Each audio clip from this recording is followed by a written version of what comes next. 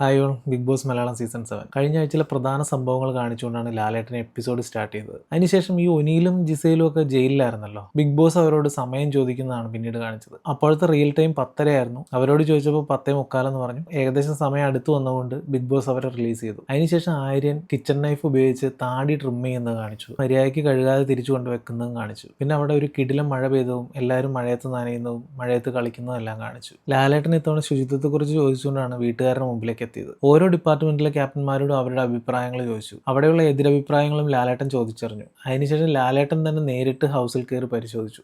ഒപ്പം ആ റോബോ ഡോഗും ഉണ്ടായിരുന്നു. അവിടെ ഇവിടെയൊക്കെ കുറച്ച് കാര്യങ്ങളൊക്കെ ലാലേട്ടൻ കണ്ടു. ആര്യന്റെ കയ്യിൽ നിന്ന് നെവിൻ അടിച്ചു മാറ്റി വെച്ച സ്റ്റാർ ബാഡ്ജ് എടുത്തുകൊണ്ട് ലാലേട്ടൻ പോയി. മൊത്തത്തിലുള്ള വീടിന്റെ വൃത്തിക്ക് എല്ലാവരും ചേർന്ന് 3.5 റേറ്റിംഗ് ആണ് കൊടുത്തത്. ആര്യൻ കിച്ചൺ നൈഫ് ഉപയോഗിച്ച് താടി ട്രിം ചെയ്തതിനെ പറ്റി ലാലേട്ടൻ ചോദിച്ചു. കത്തി മര്യാദയ്ക്ക് കഴുകാതെ അതേ കത്തി ഉപയോഗിച്ച് സമൂസ മുറിച്ചു കൊടുക്കുന്നത് കണ്ടല്ലോ എന്ന് ലാലേട്ടൻ ചോദിച്ചു. അതിനുശേഷം ലാലേട്ടൻ ബാഡ്ജിനെ പറ്റി ആര്യനോട് ചോദിച്ചു. അപ്പോഴാണ് ആര്യൻ ബാഡ്ജ് നഷ്ടമായത് അറിയുന്നത് തന്നെ. ആര്യൻ ഇനി ആ ബാഡ്ജ് തിരിച്ചു കൊടുക്കില്ലെന്ന് ലാലേട്ടൻ പറഞ്ഞു. ബെഡ് ക്ലീൻ ചെയ്യാത്തതിനെ പറ്റി ശാരികയോട് ചോദിച്ചു. ഇന്ന് മാത്രമാണ് അങ്ങനെ സംഭവിച്ചതെന്ന് ശാരിക മറുപടി പറയുകയും ചെയ്തു. അതിനുശേഷം ഒരു സീരിയസ് കോൺവെർസേഷൻ ആയിരുന്നു. അക്ബറിനോട് അക്ബറിന്റെ ദേഷ്യം ഒന്ന് കൂൾ ഡൗൺ ചെയ്യാൻ പറഞ്ഞു. അക്ബറിന്റെ ഭാഷയും ബോഡി ലാംഗ്വേജും ഒന്നും സഹിക്കാൻ പറ്റില്ലെന്ന് ലാലേട്ടൻ പറഞ്ഞു. മറ്റുള്ളവരെ ട്രീറ്റ് ചെയ്യുന്ന വിധം, സംസാരിക്കുന്ന രീതി, പില്ലോ എടുത്ത് എറിഞ്ഞത് എല്ലാം ലാലേട്ടൻ ചോദിച്ചു. അതിനുശേഷം ഇതിന്റെ എല്ലാം വിഷ്വൽസും ലാലേട്ടൻ കാണിച്ചു കൊടുത്തു. ആ ഒരു ദേഷ്യം വിടാതെ തന്നെ ലാലേട്ടൻ അക്ബറിനോട് കൺഫെഷൻ റൂമിലേക്ക് ചെല്ലാൻ പറഞ്ഞു. അവിടെ ചെന്ന് അക്ബറിന് ഉമ്മയോട് സംസാരിക്കാൻ പറ്റി. അക്ബർ ആളാകെ മാറിപ്പോയെന്നും ദേഷ്യം കൂടുതലാണെന്നും കൺട്രോൾ ചെയ്യണമെന്നും എല്ലാം ആ ഉമ്മ പറഞ്ഞു. അക്ബർ ഇനി മുതൽ അങ്ങനെ ഉണ്ടാവില്ല എന്ന് ഉമ്മയോട് വാക്ക് കൊടുക്കുകയും ചെയ്തു. ശരിക്കും പറഞ്ഞാൽ അക്ബറിന് ലാലേട്ടൻ കൊടുത്തിരിക്കുന്നത് വളരെ പോസിറ്റീവായിട്ടുള്ളൊരു വാണിംഗ് ആണ്.